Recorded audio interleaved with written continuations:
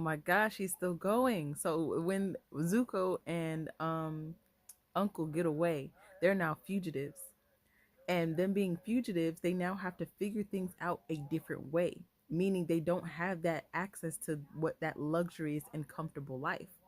And that's how we get well, he was just saying, I can't live like this. I didn't find any food anywhere because they're in the woods now, trying to, of course, survive, and of course, find food and whatnot. They're having to do it in a different way. They're having to and basically what Holy Spirit is saying is you're having to rely on God in a different way. You're having to rely on Holy Spirit in a completely different way than what you did before, especially you being in the world. You relied on your own hands, how you put it together, what you thought was good, etc., etc. But that being stripped from you, the comfort, because we thought it was comfort. We took it as comfort because we thought we had some sense of control by being able to do this and do that by pulling things in. We thought we had some sense of control with that, but you actually don't.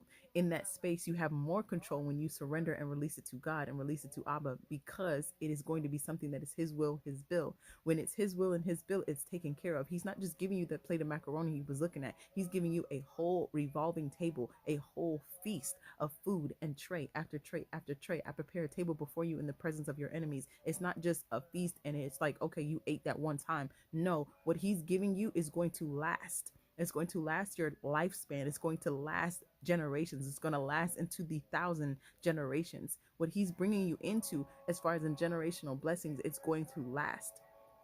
This is going to be the stuff that we are looking at when you're not dealing with certain things like poverty. You're not dealing with things by being trapped by people pleasing and plagued by certain curses and whatnot in your family and in your bloodline. You are being released from that and ushered into this newness and into this new era, and that has to be the tearing down. So they had to be stripped of their citizenship of being the Fire Nation, because they can't walk around like that. They are fugitives.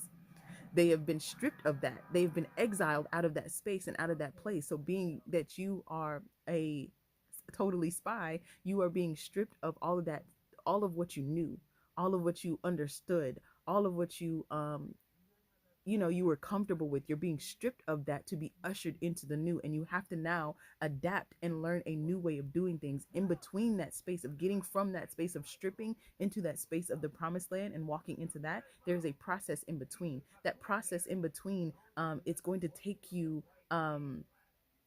a lot of trial and error in the space of going back and forth on you um what you are experiencing. And you have to kind of like, it seems excruciating because it's uncomfortable, because it's not what you learned, it's not what you know, it's unfamiliar, so it seems uncomfortable, but it's process, it's training.